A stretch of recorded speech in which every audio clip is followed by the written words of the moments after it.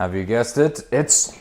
So I thought, yeah, we'll go for him because he's pretty cool anyway. It borders on comical, stroke funny, stroke serious, stroke... It's a great film anyway, you need to check that out. I thought that looked pretty cool because he's sort of like doing this like heart shaped. The eyes were pretty much just white. We've picked the image from all the other examples as well.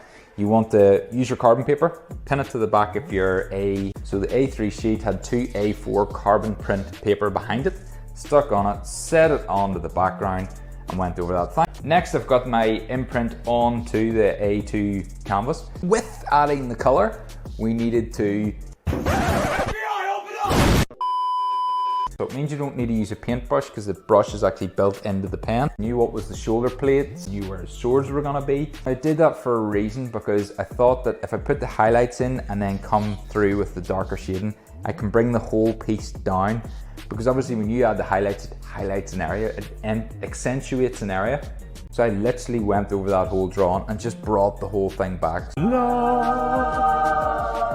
So we can see here, we have got the grays for the base, or for the shoulder pads. We've got the grays in the hands. We brought the highlights. You'll see a couple of them. The face didn't have much going on, but I wanted to try to accentuate the features, the raised areas.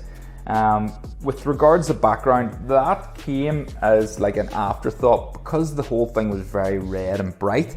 I literally needed to darken it down.